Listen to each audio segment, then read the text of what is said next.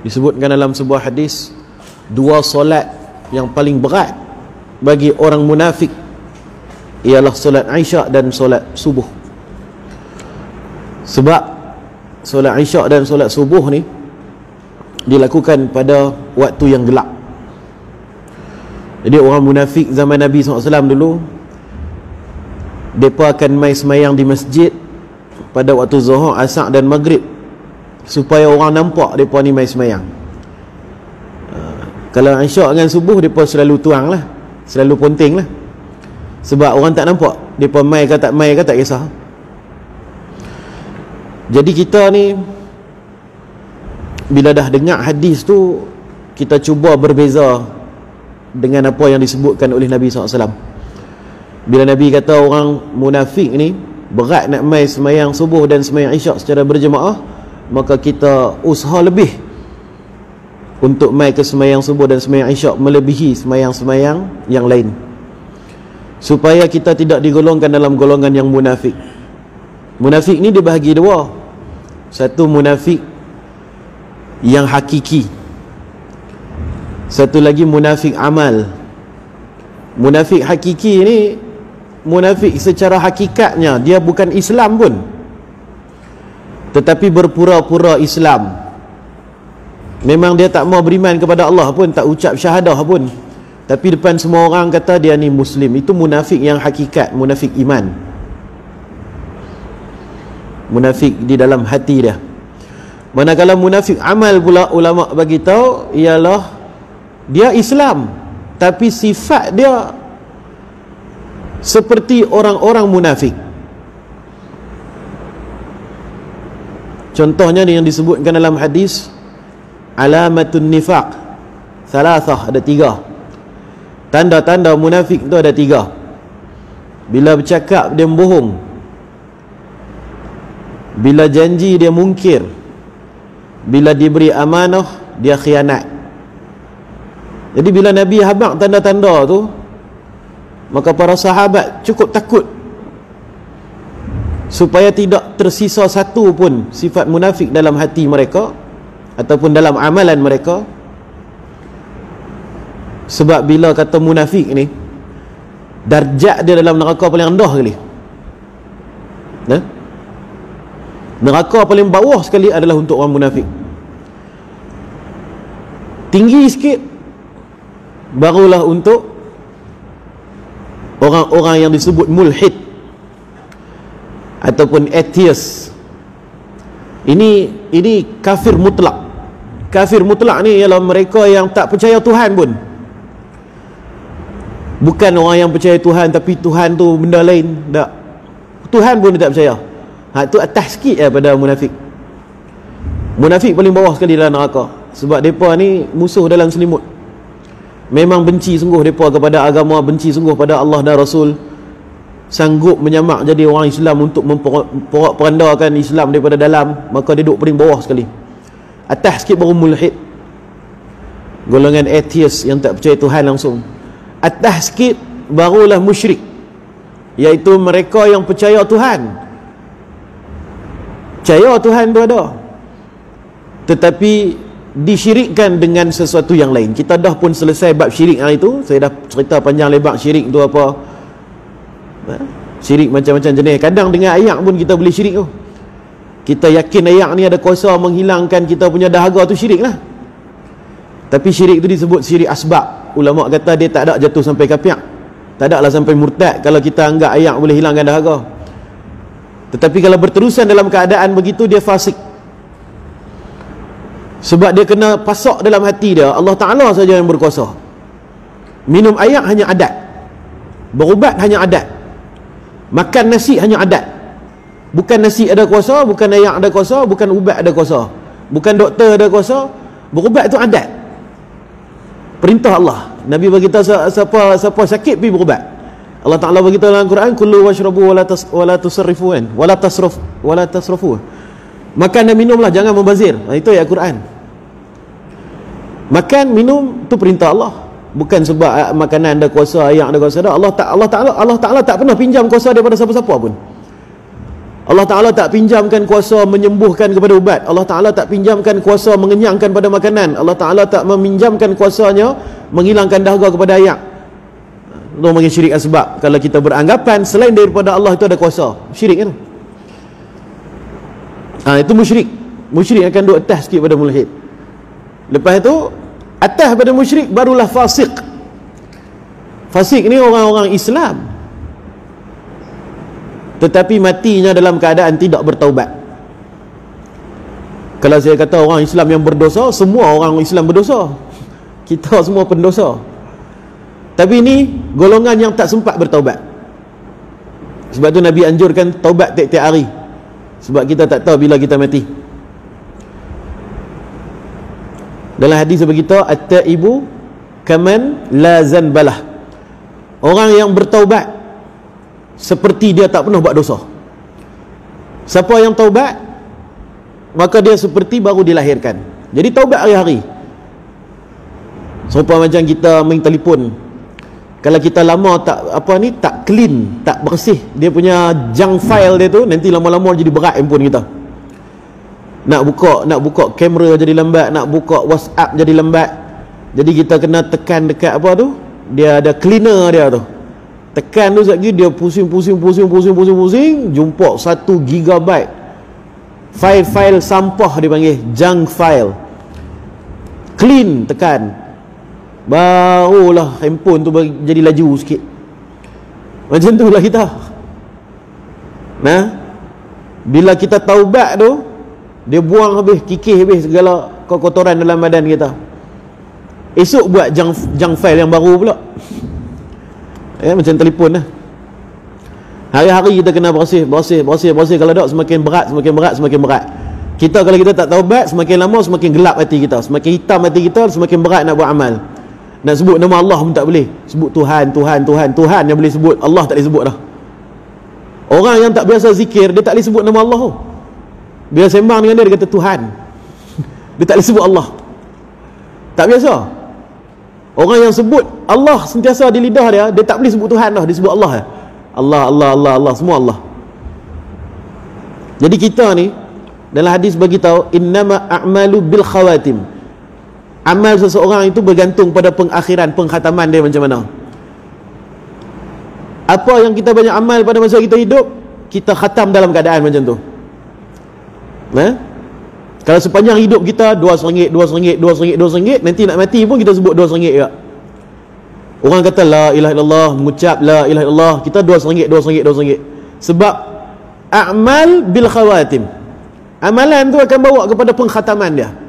Dia mati macam mana adalah mengikut pada amalan sepanjang hidup dia.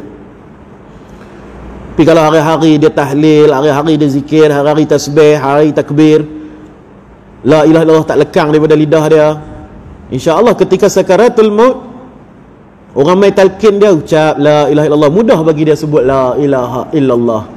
Dan dalam hadis bagi tahu, man qala la ilaha illallah fi akhir kalamihi wajabat lahul jannah.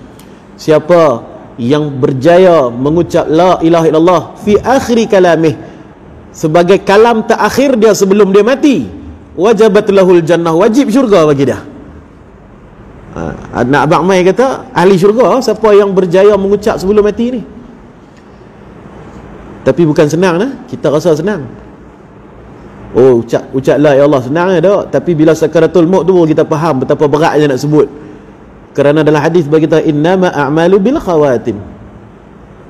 Dia akan bergantung kepada seluruh kehidupan kita. Banyak kita cakap merapulah masa nak mati nanti. Banyak cakap pasal zikir, banyak zikirlah kita masa kita nak mati. Banyak baca Quran, maka Quranlah yang keluar sebelum kita mati. Dan fasik adalah golongan yang paling atas sekali dalam neraka. Sebab mereka ni transit saja. Lepas bersih dosa mereka akan dimasukkan ke dalam syurga. Dalam hadis Nabi berkata, kullu ummati yadkhulunal jannah illa man aba. Qila man aba ya Rasulullah? Man atani dakhalal jannah wa man asa faqad aba. Setiap daripada umatku, umat Islam lah yang ucap la ilaha illallah, yadkhulunal jannah, akan masuk syurga. InsyaAllah kita semua ahli syurga. Amin. Setiap umat kau akan masuk syurga. Ni satu berita gembira daripada Nabi SAW. Illa man aba, kecuali yang tak mau. Bukan tak boleh masuk, tak mau masuk. Sahabat tanya, qila, berkata para sahabat, man aba ya Rasulullah, siapa yang tak mau? Nabi pun bagi tahu, man ta'ani dakhalal jannah, siapa yang taat kepada aku, dia masuk syurga. Wa man asani faqad aba, siapa yang tak mau taat kepada aku, dialah yang tak mau masuk ke dalam syurga. Tak mau masuk syurga ialah tak mau taat pada Nabi. Tak mau taat pada Nabi itu adalah tak mau masuk ke dalam syurga. Jadi orang-orang fasik akhirnya akan masuk ke dalam syurga. Ada dalam sebuah hadis menyatakan orang-orang fasik yang dibakar di dalam neraka, rentung hitam legam, di kepala mereka akan tertulis Jahannami, ataupun cop lah yang mengatakan dia tu ahli neraka. Sampai satu tahap, mungkin 1000 tahun, 2000 tahun berada di dalam neraka, malaikat pun keluarkan daripada neraka dan bagi tahu, kata, kamu punya hukuman dah pun berakhir. Sekarang masanya untuk kamu masuk ke dalam syurga. Bila nak masuk ke dalam syurga, dia rasa malu. Tengok orang kat dalam syurga semua handsome, cantik-cantik, bercahaya wajah mereka. Kami ni hitam rentung, dengan ada cok ahli neraka di kepala pun cukup. Maka malaikat pun bawa mereka ini ke telaga Haud, telaga Kautsar, telaga Nabi SAW. Dalam kitab Muntakhab Ahadis ada menceritakan tentang Haud ataupun telaga Nabi ni. Dia punya besar, dia sangat besar, macam tasik.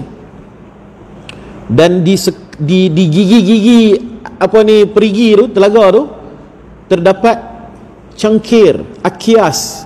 Dalam bahasa Arab disebut akias, cangkir ataupun macam tempurung kelapa tu, cebok kecil tu, cawan kecil. Macam kita di ni lah, kolam masjid kolam masjid kan ada cebok-cebok tu duduk terapung tepi-tepi tu kan. Macam tu lah, cawan punya lah banyak. Yang mana setiap daripada umat Nabi yang berjaya lepas titian sirat, pakat-pakat akan pi ambil air cedok daripada situ dan minum. Dalam hadis beritahu, siapa yang minum walau setitik saja, dia tidak akan dahaga selama-lamanya. Dalam satu hadis riwayat Salman Al-Farisi berkenaan dengan fadilat bulan Ramadan, Nabi ada bagi tahu dalam hadis yang panjang, dalam khutbah tu Nabi bagi tahu, bagilah minum kepada orang yang nak buka puasa. Siapa yang bagi minum kepada orang yang buka puasa, Allah Ta'ala akan bagi minum dekat dia daripada haudi, daripada telagaku. Jadi malaikat bawa ahli neraka tadi tu pergi dekat telaga tu, bagi mandi. Sekali mandi habis, hitam-hitam tu semua hilang, jadilah putih bersih. Hilang perkataan ahli neraka di kepala dia. Masa tu barulah dia dapat masuk ke dalam syurga dalam keadaan muka yang berseri-seri. Jadi orang fasik akhirnya akan masuk ke dalam syurga Allah Subhanahu Wa Taala. Dan setakat tu saja neraka. Mana kata munafik, mulhid, musyrik duduk di bawah dekat kayu orang tu. Atas pada tu ada grill. Contohlah macam kita duduk buat bakar-bakar BBQ tu, atas ada grill. Hak duduk di atas grill tu orang fasik. Depa tak duduk di bawah. Duduk di bawah tu tak boleh keluar dah. Duduk yang di bawah tu tak boleh keluar dah. Dalam hadis menyatakan dalamnya neraka ni 70 tahun nak sampai ke dasar dia. Kalau kita lepas batu kan, 70 tahun baru sampai. Tak boleh panjat keluar. Jadi orang fasik ni dia duduk tinggi sikit, sebab dia boleh keluar, ada harapan untuk keluar. Jadi kita ni tak kira lah dosa ke apa sekalipun, tauhid kena teguh. Jangan sampai la ilaha illallah tu terkeluar daripada hati kita. Itu tiket syurga kita.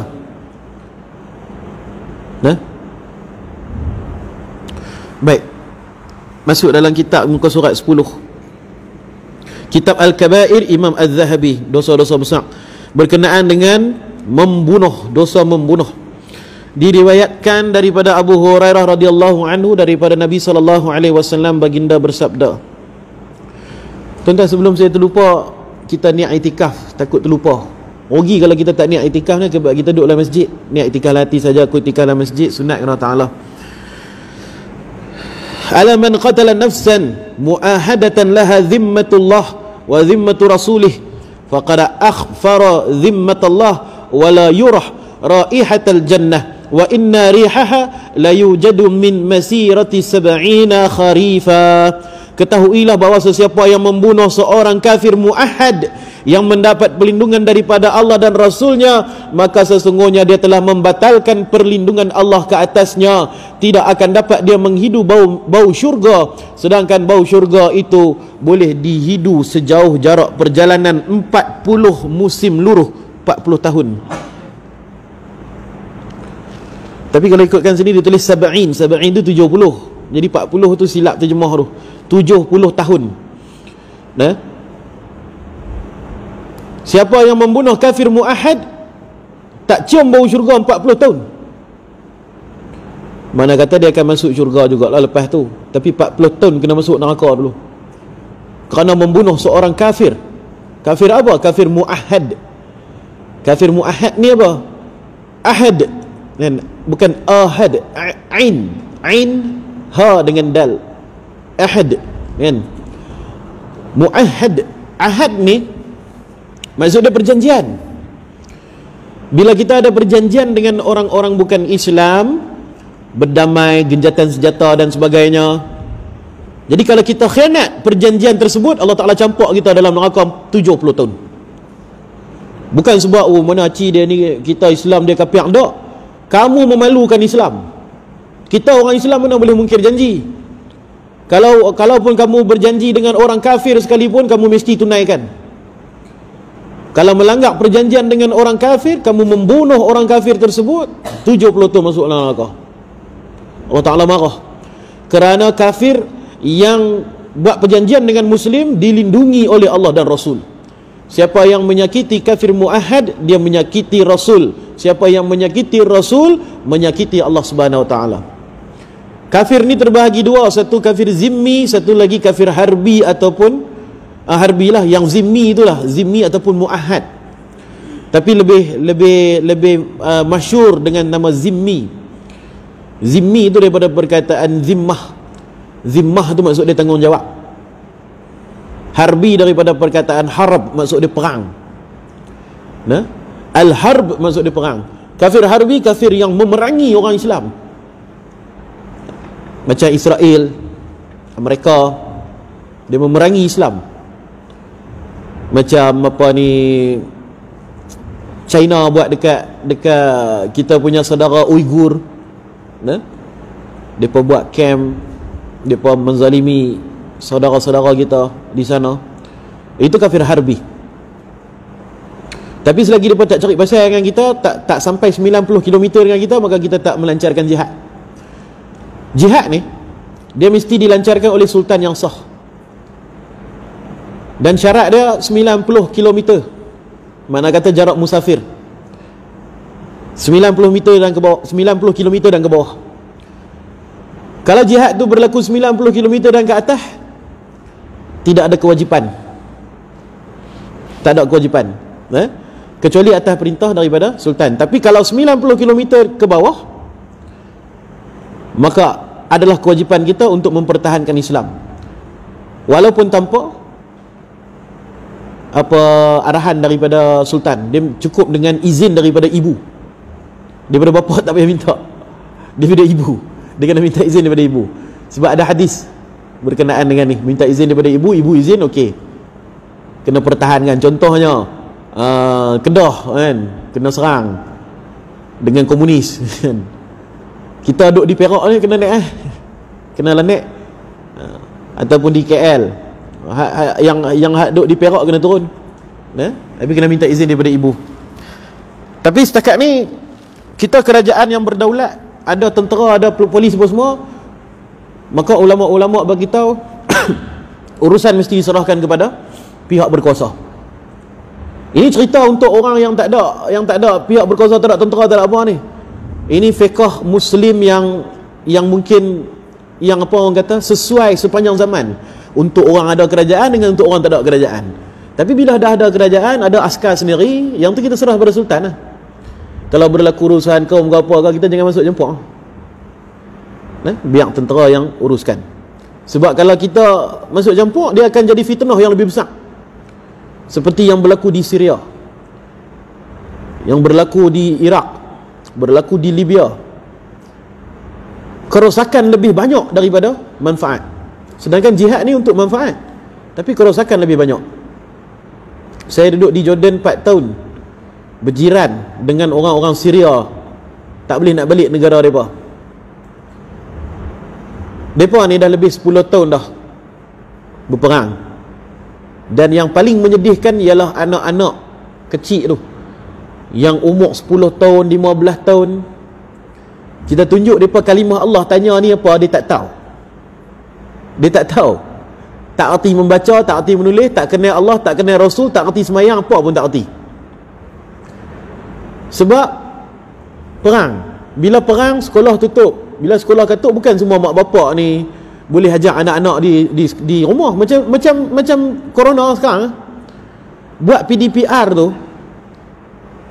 telah meningkatkan kadar buta huruf di Malaysia. Budak-budak darjah 1 tak erti baca. Budak-budak darjah 2 tak erti baca lagi. Cikgu buat kelas online, budak-budak tak ikut. Kadang seorang dua saja masuk. Mak ayah pula sibuk kerja. Bila masa nak tengok anak, nak ajar ABC dekat anak ni? Cukup 1 tahun pengajian saja, 1 generasi tak pandai baca. 1 tahun pengajian buat online, 1 generasi tak boleh baca. Apatah lagi kalau 10 tahun ke 15 tahun berperang. Tuan-tuan bayangkan tengok, 10 generasi tak boleh baca, tak kenal Allah, tak kenal Rasul, tak boleh semayang, tak erti apa. Pasal saya berjiran dengan mereka, duduk 4 tahun dengan mereka, tanya Allah, Rasul tak tahu.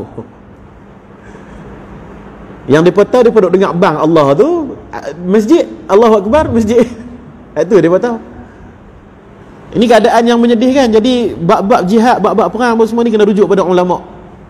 Rujuk pada ulama'. Jangan kita baca online masuk dalam grup entah apa-apa. Benda tu memberi kerosakan pada umat Islam. Nabi bagi tahu pesan lah, akhir zaman ni ada banyak kumpulan-kumpulan jihad yang sesat. Sebelum kedatangan Imam Mahdi, akan ada banyak kumpulan-kumpulan jihad yang membawa bendera-bendera hitam yang palsu.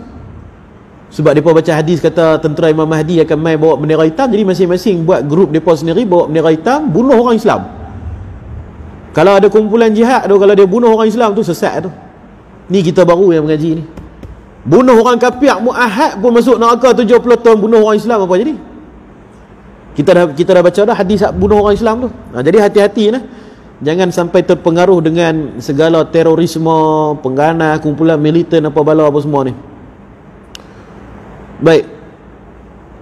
Diriwayatkan daripada Abu Hurairah radhiyallahu anhu, daripada Nabi sallallahu alaihi wasallam, baginda bersabda, man a'ana ala qatli mu'minin bi syatri kalimah laqiyallahu maktubun baina 'ainaihi aisun min rahmatillah. Sesiapa yang membantu untuk membunuh seorang mukmin walaupun dengan separuh daripada perkataan, maka dia akan bertemu Allah pada hari kiamat dalam keadaan tertulis di antara kedua belah matanya, di tengah-tengah dahi ini, orang yang berputus asa daripada rahmat Allah.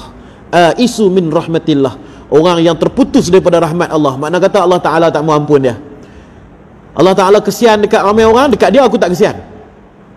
Tertulis dekat diri dia, orang yang Allah tak kesian, minta ampun, minta teriak mata yang darah sekali pun aku tak kesian kat dia. Siapa ni? Bisyatri kalimah, membantu membunuh orang Islam walau dengan separuh kalimah. Apatah lagi kalau kita ni ceramah, jihad, bunuh kan, bawa pergi Syria. Sampai ke Syria, mereka bunuh satu kampung. Pasal apa? Mereka kata tu Syiah. Kita tak tahu, kita orang luar, cakap Arab pun tak pandai kan? Anak anta lah. Sampai di sana dia kata pi bom sana. Pasal apa? Tu kampung Syiah. Kita pun bom mati habis semua. Rupa-rupanya kampung Sunni, kampung umat Islam. Mungkin ada seorang dua Syiah dalam tu. Dan membunuh Syiah pun ada hukum dia pula, ada hukum yang lain pula. Kalau dia ada perjanjian apa dengan kita, sama dia macam kafir zimmi. Kalau bunuh dia pun 70 tahun dia masuk neraka juga, sama je. Nah, jadi kita ni mudah tertipu kan. Sebab apa? Ilmu tu kosong. Kita kalau kita nak tahu lah satu perjuangan tu sahih ataupun tak, kita tengok pada ulama. Kalau ulama relax duduk di rumah mengajak fardu ain, kita pun relax. Kalau ulama-ulama mula mengangkat senjata apa semua, tu barulah kita beri perhatian pasal apa ni. Ni ulama-ulama di Azhar, di Morocco, di Yaman, di India, semua relax buat tak tahu. Ada kumpulan yang entah daripada mana, dipimpin oleh siapa kita pun tak tahu. Apa latar belakang pendidikan dia, dia mengaji ke tak, entah orang Islam ke, ejen CIA ke, kita pun tak tahu. Pakai serban punya besar apa semua, cakap Allah Rasul, kita tak tahu dia punya apa latar pendidikan dia. Contohnya macam beberapa tahun lepas yang kita difitnah dengan ISIS, yang mana dia punya ketua dia nama Abu Bakar Al-Baghdadi. Ulama-ulama kata kami tak kenal dia ni siapa. Siapa dia ni? Di mana sejarah pendidikan dia? Dia mengaji di madrasah mana, pondok mana, universiti Islam mana, ulama ke tak ulama ke? Kita tak tahu dia siapa, tapi dia telah merekrut berapa ramai ribu anak-anak muda yang sama juga kepala kosong macam dia, bawa untuk pergi berjihad, bunuh punya ramai orang Islam. Padahal sempadan dengan Israel bukan nak pergi serang Israel, duk pergi bunuh orang Islam kat dalam Syria. Syria tu negara Islam. Bunuh orang di Iraq negara Islam. Israel duk di sebelah buat tak tahu. Israel duk di sebelah tu. Sempadan Israel dengan Syria tu sempadan. Tapi tak ada pun serangan ISIS ke sana. Tapi di seluruh dunia ada serangan ISIS. Di Malaysia pun pernah ada. Di Puchong. Pada tahun berapa sebelum saya pergi Jordan dulu. Mereka bom satu disco dekat Puchong. Dan ISIS mengaku bertanggungjawab. Di Turki mereka bom airport. Dan banyak lagi tempat mereka buat bom ni negara Islam. Jihad apa benda ni? Jihad apa? Jihad bunuh orang Islam. Daripada situ kita tahu ini adalah satu jemaah yang sesat. Siapa pula kalau jihad bunuh orang Islam? Terang-terang kafir harbi Israel tu tak mau pergi sentuh pula. Takut nak masuk. Jadi boleh jadi mereka ni adalah ejen-ejen Mossad. Ejen Mossad ni apa? Ejen-ejen yang dilatih oleh kerajaan Israel, yang mana daripada kecil mereka ni dilatih menjadi orang Arab. Mereka siap buat filem lagi pasal benda ni. Buat filem lagi pasal benda ni. Ejen-ejen Mossad ni daripada kecil mereka duduk dengan orang-orang Arab, cakap bahasa Arab, hidup macam orang Arab, makan makanan orang Arab. Bila besar diberi tugas misi untuk menjadi spy, menjadi perisik di dalam kerajaan Syria. Tapi dia bukan Islam pun, dia Yahudi original punya Yahudi, tapi janggut, serban apa semua, semayang, siap jadi imam lagi. Tapi dia munafik ni, munafik hakiki. Dan bila pengaruh dia kuat, mula dia kumpul orang ramai untuk berjihad dan sebagainya. Jihad apa? Bunuh orang Islam dulu. Bunuh orang Islam, itu jihad. Jadi orang yang ada ilmu, dia akan fikir ini fitnah ni, ini fitnah Dajjal. Jadi kita nak selamat, kita ikut ulama. Kalau tak cukup satu dua ulama, kita tengok ulama seluruh dunia. Tengok apa kata ulama di Al-Azhar, apa kata ulama di apa ni Qarawiyin, apa kata ulama di Dioban, apa kata ulama di Hadramaut. Perhati. Kita guna akal, kita nak hidup di akhir zaman ni banyak fitnah. Dan bila kita ni tak tahu mana satu hak, mana satu batil, kita pula duk komen dalam Facebook. Oh betul, kita kena pergi jihad, pergi serang apa semua, bunuh orang Islam apa, buat bid'ah apa semua ni, depa ni semua bukan Islam lagi dah, kita kena bunuh depa. Dia tulis saja, dia tak buat pun. Tapi yang tu Allah Taala akan cop di kepala dia, orang ni aku tak kesian. Minta ampun aku tak ampunkan dia. Pasal apa? Membantu orang lain untuk membunuh orang Islam. Satu komen tu cukup banyak dah. Dalam hadis beritahu separuh kalimah pun dah kena azab dah dengan Allah Taala. Hadis yang seterusnya diriwayatkan daripada Muawiyah, katanya aku telah mendengar Rasulullah sallallahu alaihi wasallam bersabda, kullu dhanbin 'asallahu an yaghfirah illa ar-rajulu yamutu kafiran aw ar-rajulu yaqtulu mu'minan muta'ammidan Allah Ta'ala mengampunkan semua dosa kecuali seorang lelaki yang mati sebagai kafir atau seorang lelaki yang membunuh mukmin dengan sengaja. Ini banyak kali dah kita duk dengar, dan itu adalah penutup kepada bab membunuh manusia, termasuk dosa besar. Jadi bukan orang Islam saja Allah Ta'ala marah, orang-orang kafir pun kalau kita bunuh, dia ada perjanjian dengan kita, dia kafir zimmi, kafir yang zimmah, yang ada perjanjian dengan kerajaan Islam, maka yang tu pun kita tak boleh kacau, kecuali kalau mereka mula memusuhi Islam. Contohnya macam kes dulu di Malaysia berlaku gerakan komunis, ramai orang-orang bukan Islam join, walaupun mereka ini asalnya zimmi tapi kemudian menjadi harbi, maka boleh melancarkan jihad kepada mereka untuk kedaulatan negara dan juga kedaulatan kita punya agama. Baik. Bab yang ketiga, sihir. Hal ini disebabkan pengamal sihir sudah tentu menjadi kafir. Allah Ta'ala firman, a'udzubillahi minasyaitonirrajim, walakinnasyayatina kafaru yu'allimuna an-nasa as-sihra. Akan tetapi puak-puak syaitan itulah kafir, kerana merekalah yang mengajar manusia itu ilmu sihir. Tidak ada tujuan bagi syaitan yang dilaknat itu mengajarkan ilmu sihir kepada manusia melainkan untuk mensyirikkan Allah. Allah Ta'ala firman dalam Al-Quran, a'udzu billahi minasyaitonir rajim, wa ma yu'allimani min ahadin hatta yaqula innama nahnu fitnatun fala takfur فيتعلمون منهما ما يفرقون به بين المرء وزوجه وما هم بضارين به من أحد إلا بإذن الله ويتعلمون ما يضرهم ولا ينفعهم ولقد علموا لمن اشتراه ما له في الآخرة من خلاق. Sedangkan mereka berdua tidak mengajar seorang pun melainkan setelah menasihatinya dengan berkata, sesungguhnya kami ini hanyalah ujian ataupun cubaan untuk menguji imanmu. Oleh itu janganlah engkau menjadi kafir dengan mempelajarinya. Dalam pada itu ada juga orang-orang yang mempelajari daripada mereka berdua ilmu sihir yang boleh menceraikan antara seorang suami dan istrinya, padahal mereka tidak akan sama sekali dapat memberi mudarat atau membahayakan seseorang pun dengan sihir itu melainkan biiznillah, dengan izin Allah. Sebenarnya mereka mempelajari perkara yang hanya membahayakan mereka dan tidak memberi manfaat kepada mereka. Sesungguhnya mereka kaum Yahudi telah pun mengetahui bahawa siapa yang memilih ilmu sihir, dia tidak lagi mendapat bahagian yang baik di akhirat. Sihir dibawa ke bumi ini oleh dua malaikat, Harut dan Marut, dan dibawa ke bumi ini sebagai ujian daripada Allah. Sihir ni apa? Sihir ni ialah, dia lebih kurang macam ilmu sains juga. Macam kita buat litar, hubung tu switch on, nyala. Dia ada kod-kod tertentu yang perlu dihubungkan dan dia akan menyala. Jadi begitulah sihir, dia ada seni dia. Dia ada gabungan beberapa perkara, ucap beberapa perkataan, dan dia akan activate sihir tersebut.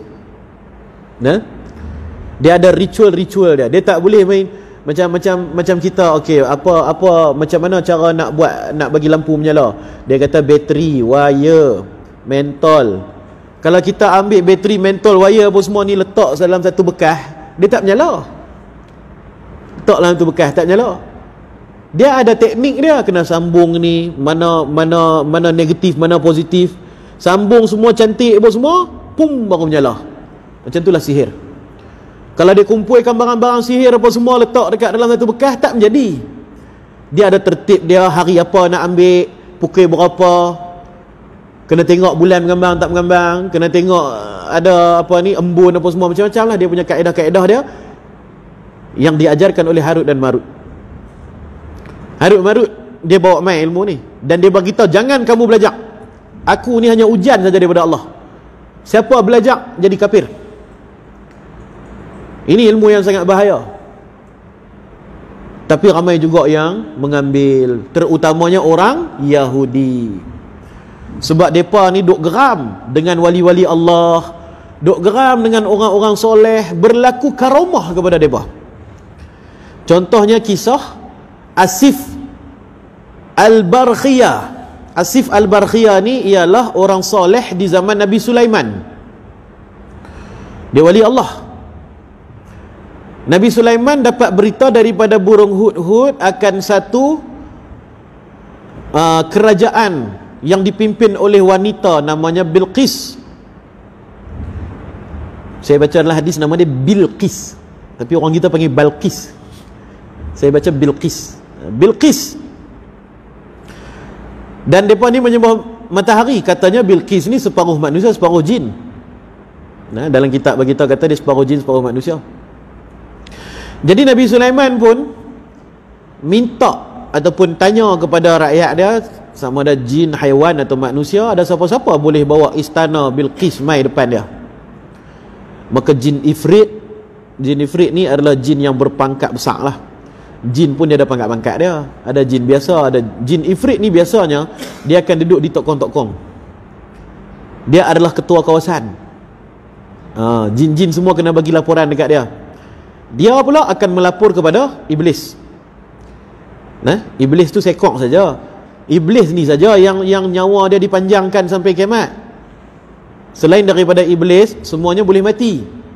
Jin Ifrit ke, jin Toncit ke, semua tu boleh mati. Boleh mati, boleh dibunuh. Sama seperti manusia. Tapi hidup mereka pun panjang jugalah. Macam kita 63, 70, 80 meninggal. Mereka boleh hidup kadang sampai 200 tahun, kadang sampai 1000 tahun. Tapi boleh mati. Yang tak boleh mati itu Iblis. Dia saja yang ada perjanjian dengan Allah. Allah Ta'ala panjangkan umur dia sampai kiamat. Ya.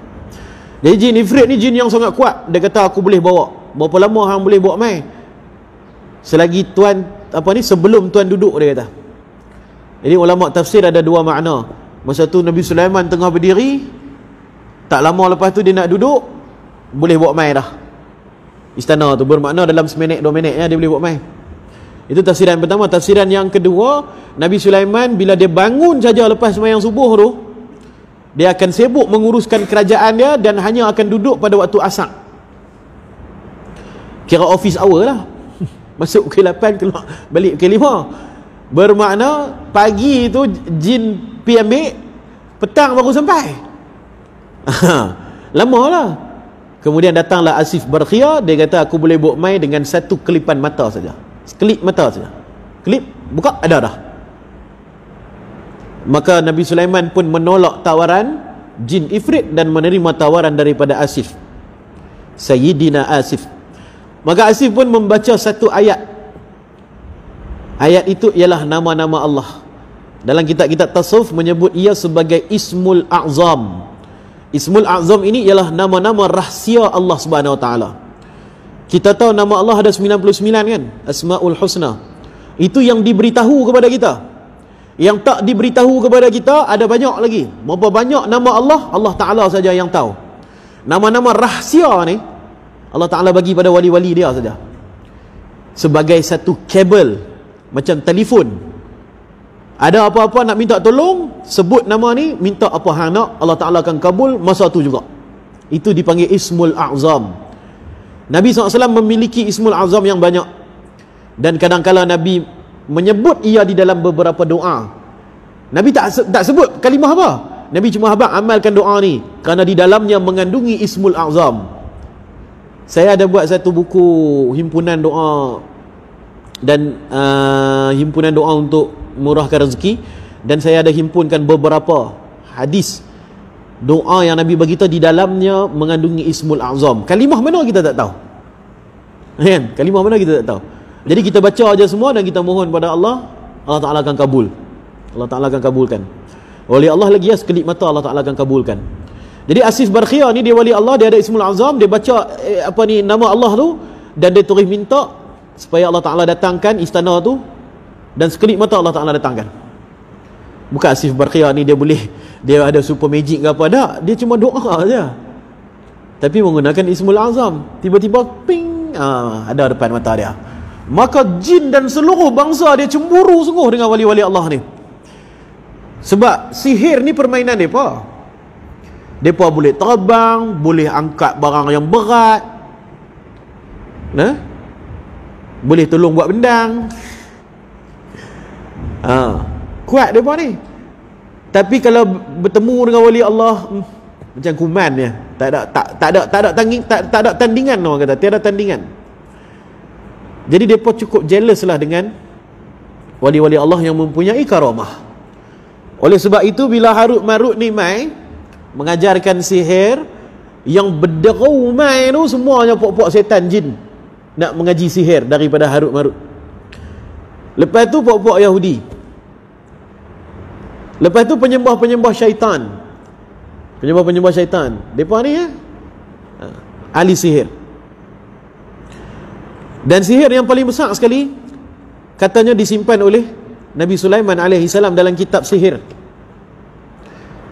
yang katanya kitab itu terletak di bawah tanah istananya yang mereka sebut sebagai Haikal Sulaiman.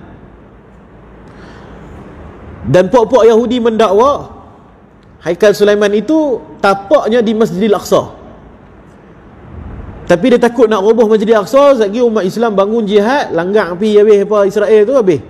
Jadi depa korek bawah tanah. Depa pun buatlah, depa pun bina Haikal Sulaiman balik di bawah tanah, bawah kepada Masjidil Aqsa tu. Siap dah pun, cuma kita tak boleh masuk. Depa dah buat perasmian apa semua dalam YouTube pun ada. Presiden Perdana Menteri Israel panggil wakil-wakil daripada negara-negara Brazil lah apa semua mai masuk bawah tanah Masjidil Aqsa dan tengok pusat ibadat depa macam mana. Depa saja klaim, depa kata situ adalah tapak Nabi Sulaiman, agama Yahudi lah apa semua. Orang Islam yang datang lepas tu buat masjid kat atas lah apalah. Dan sebenarnya kata guru kami, yang mereka duk cari itu kitab sihir di bawah tanah tu. Sebab mereka percaya bawah tanah tu disimpan oleh Nabi Sulaiman kitab sihir yang besar. Untuk apa mereka nak ambil kitab sihir yang besar tu? Untuk diberi kepada Dajjal. Sebab mereka ni mengatakan Dajjal ini adalah King of Jews, raja kepada orang Yahudi. Dia cerita dia macam ni, tuan-tuan. Dalam kitab Taurat, dalam kitab Injil mengatakan ada Nabi yang terakhir akan datang, akan menjadi raja di seluruh alam, yang paling hebat sekali. Maka pokok Yahudi ni tak sabar nak menjadi pengikut kepada Nabi yang terakhir itu. Jadi mereka pun berpindah daripada Kan'an di Mesir. Sebab tempat mereka di Mesir. Tempat mereka di Mesir. Zaman Nabi Musa kan, Bani Israel duduk di bawah pemerintahan Fir'aun. Itulah Bani Israel. Daripada Bani Israel tu, daripada Mesir tu, mereka berpindah duduk di Yathrib, iaitu Madinah pada hari ini. Mereka pindah di situ, mereka berkampung di situ. Orang Arab pun pelik, hampa ni Yahudi pilah duduk di Mesir, kenapa hampa main pindah ke negara Arab? Tapi tak apalah, mainlah duduk, tak ada masalah lah. Dan mereka duduk di Yathrib, mereka meniaga dan menguasai pasar di Madinah. Ketika Nabi daripada Mekah hijrah ke Madinah, masa tu Yahudi dah ada dah. Mereka tunggu dah 3-4 generasi dah. Tunggu Nabi yang terakhir, Nabi yang terakhir. Sebab dalam kitab mereka kata akan sampai Nabi terakhir itu di Yathrib. Jadi mereka pindah, sanggup mereka pindah. Padahal Mesir di sana negara yang makmur, ada air, ada sungai apa semua. Musim sejuk, cantik, elok. Tapi mereka sanggup duduk di padang pasir sebab nak menjadi pengikut kepada Nabi yang terakhir. Bila Nabi SAW hijrah daripada Mekah ke Madinah, orang Yahudi tengok, ini ke Nabi yang terakhir yang disebutkan dalam kitab Taurat ni? Tengok-tengok bangsa Arab, merah padam muka mereka. Sebab mereka ni resis, sifat perkauman mereka tebal. Mereka sangat benci kepada bangsa lain. Bangsa lain selain daripada bangsa Yahudi, selain daripada keturunan Bani Israel, mereka sebut sebagai Goyim. Goyim ni maksud dia binatang, setaraf dengan haiwan-haiwan yang lain. Jadi dalam kitab mereka, kitab Talmud mereka mengajarkan Yahudi adalah manusia, selain daripada Yahudi adalah haiwan, sama macam kucing apa semua. Sebab tu mereka bunuh apa semua tak ada rasa apa. Membunuh manusia bagi mereka bukan satu benda yang besar. Mereka merencanakan perang dunia pertama, perang dunia kedua yang mengorbankan berapa juta manusia. Bagi mereka tu tak ada apa, sebab tu semua adalah haiwan. Macam hari-hari kita sembelih ayam buat makan, macam itulah mereka anggap selain daripada mereka. Sebab tu Allah Ta'ala marah pada mereka ni.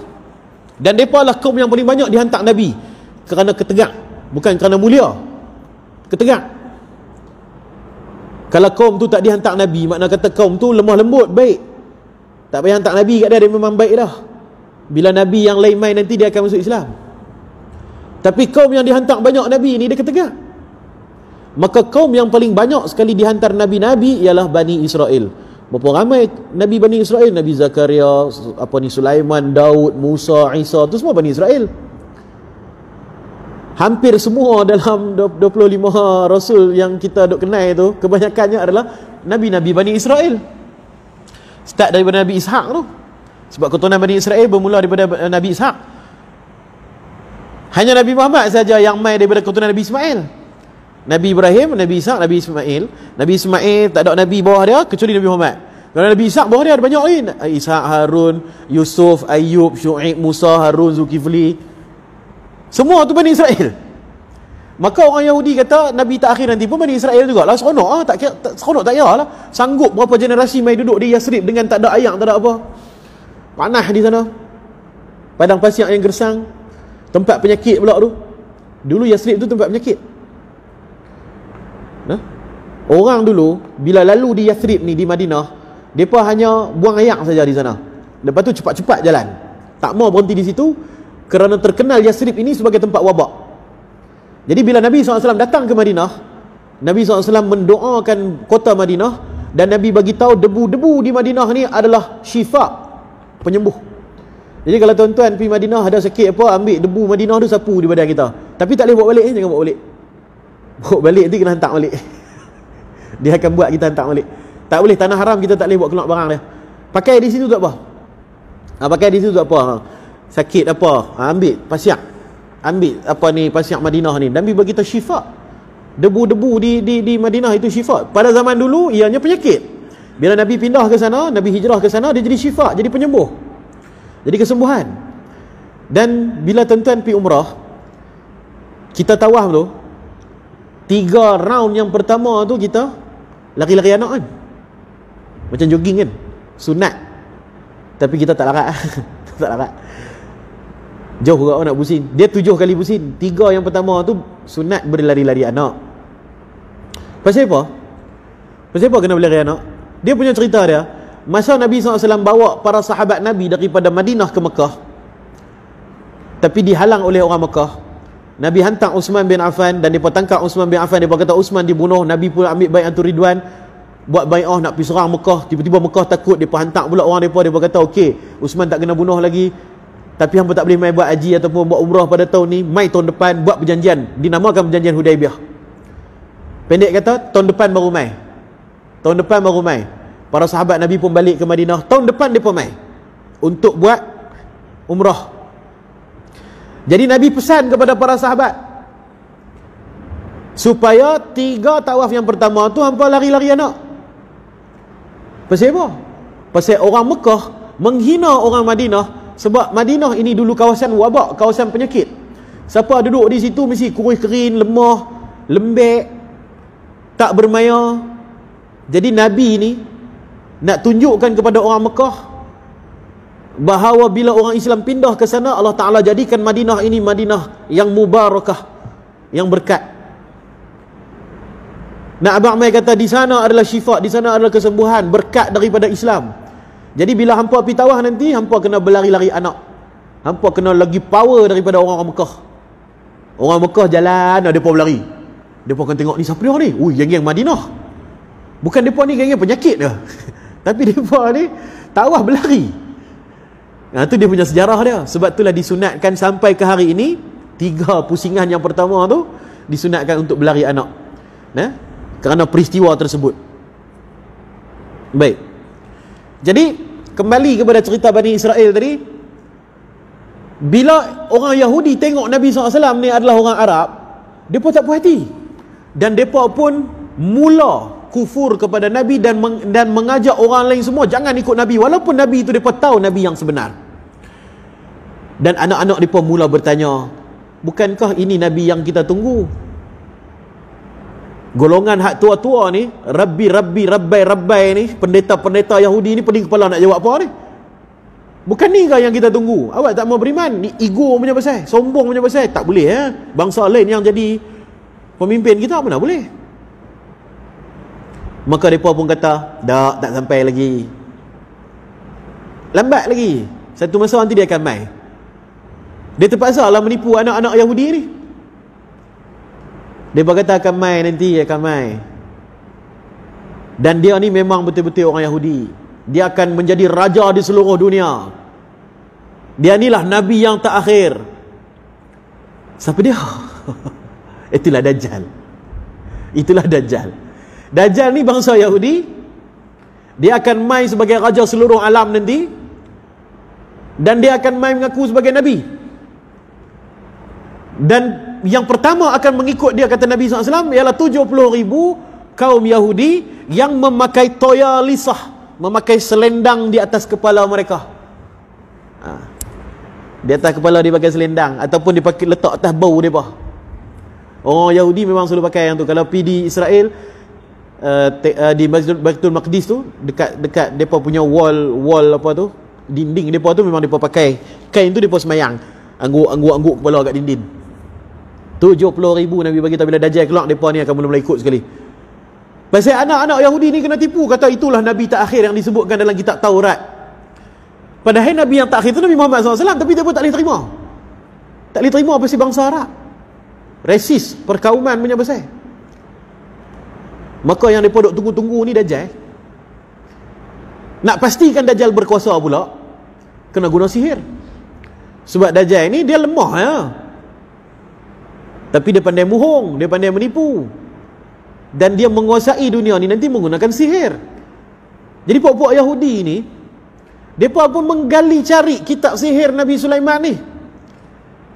Itu yang mereka buat perang dunia pertama, buat perang dunia kedua apa semua tu. Itu semua alasannya. Sebenarnya perang dunia pertama tu nak bagi hancurkan kerajaan Turki Uthmaniyah, nak lemahkan Turki Uthmaniyah. Dan mereka pecah-pecahkan jadi negara kecil-kecil, bagi dekat orang Arab ni, bagi kat orang Arab tu, bagi kat orang ni. Orang Arab ni jadi seronok, aku jadi raja di kawasan sini. Jadilah kerajaan Jordan, Arab Saudi, Kuwait, Bahrain, Iraq apa semua. Pecah, mereka bedak-bedak ni kerajaan Turki Uthmaniyah yang bertahan selama 600 tahun. Bila dah bedak kecil-kecil lagu tu, tinggallah Palestin hak kecil ni yang asalnya adalah wilayah Jordan. Barulah mereka mula kata, okey, kita kesian pada puak-puak Yahudi ni, dizalimi oleh tentera Jerman, Hitler sekian lama di Jerman. Jadi kita pindahkanlah mereka semua pergi ke Palestin, memandangkan Palestin ni no man's land, mereka kata. Satu tanah yang kosong. Alasannya semua ni. Cerita dia, mereka nak pindahkan puak-puak Yahudi ni ke Israel, ke Palestin, dan merampas Palestin itu daripada umat Islam, menjadikan negara itu negara Israel. Sebab apa? Sebab Dajjal nanti akan muncul di situ, akan menjadikan Israel itu sebagai dia punya pusat pemerintahan dia. Dan juga apa yang mereka naim ialah Baitul Maqdis. Mereka takut sebab dalam hadis juga mengatakan HQ pemerintahan Imam Mahdi di Palestin, di Baitul Maqdis. Jadi Israel kena kuasai dulu. Kalau Mahdi ni mai, habis kita punya empire kita. Jadi mereka kuasai siap-siap dulu, nak melawan takdir Allah. Bila mereka menguasai Baitul Maqdis, mereka tak kisah pun negara-negara Arab yang lain. Sebab tu mereka tak besarkan mereka punya jajahan pun. Mereka nak Baitul Maqdis tu je. Kalau kita tengok peta Palestin Israel tu kecil je. Dia tak luahkan pun sampai ke Mesir, Syria apa semua. Dia nak kecil tu je. Dia nak Baitul Maqdis. Sebab dia tak mau Imam Mahdi mai ke situ. Dia nak Dajjal yang duduk di situ. Dan tujuan lain, mereka nak ambil kitab sihir yang kononnya berada di bawah Masjidil Aqsa. Dan katanya dah jumpa, dah bagi serah pada Dajjal. Dajjal tunggu masa saja nak keluar. Dan sekarang kita nampak tanda-tanda Dajjal nak keluar macam-macam. Perubahan pada cuaca dan sebagainya. Dia dalam hadis Nabi bagi tahu, Dajjal ni dia boleh kawal cuaca. Teknologi kawal cuaca ni, pok-pok Amerika, Yahudi apa semua ni memang permainan depa.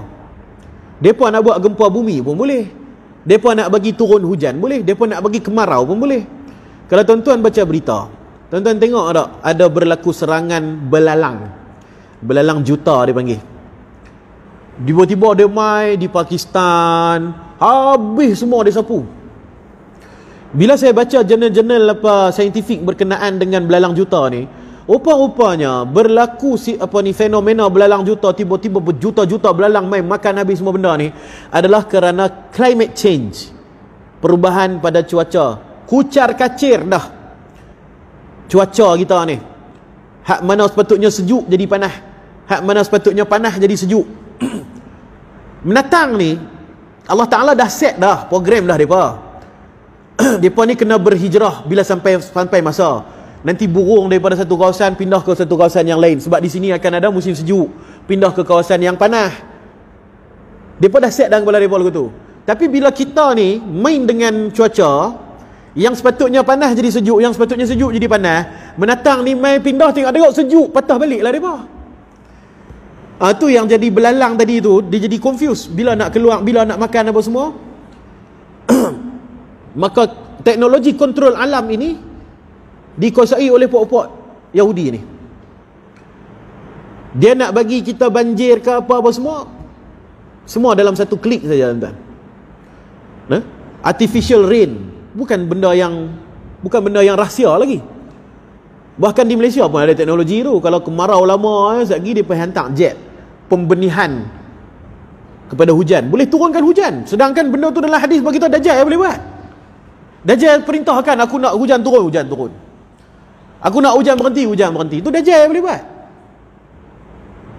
Jadi teknologi kawal cuaca apa semua ni tanda-tanda Dajjal nak main. Di China, tuan-tuan, mereka nak cipta matahari sendiri. Saya suka baca berita-berita lagu tu. Update dengan berita-berita tentang teknologi ni sebab nak kaitkan dengan hadis Nabi. Beberapa bulan lepas, sekumpulan China di sana, sekumpulan saintis China, biologis di sana diberi geran oleh kerajaan untuk buat kajian menghidupkan balik orang yang mati. Seumur hidup dunia ni tak ada siapa lagi berjaya hidupkan orang yang mati.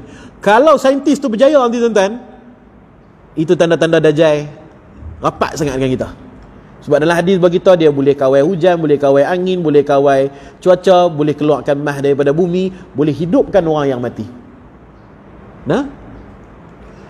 Dajjal dia main, dia bukan main seorang-seorang, dia main dengan kaum dia, dengan puak dia. Boleh jadi yang depa-depa ni semua yang boleh kawal cuaca, yang boleh hidupkan orang mati pun semua ni adalah anak-anak buah dia. Dia ajarkan kepada depa. Menjadilah satu kerajaan nanti, satu kerajaan. Takkanlah Dajjal ni dia seorang saja boleh hidupkan. Mungkin dia adalah ketua, dan cawangan-cawangan klinik-klinik dia nanti boleh hidupkan orang yang mati tu, dia akan bagi teknologi tu. Kita pula duk tunggu sihir. Mana sihir? Rupa-rupanya sains. Rupa-rupanya sains. Kita duk tunggu sihir. Kita kata, oh tak apalah, ini bukan sihir, ini sains, ini kemajuan teknologi, bolehlah kita ikut. Kena tipu lagu tu kan. Dah nama pun Dajjal. Dajjal kerja dia menipu.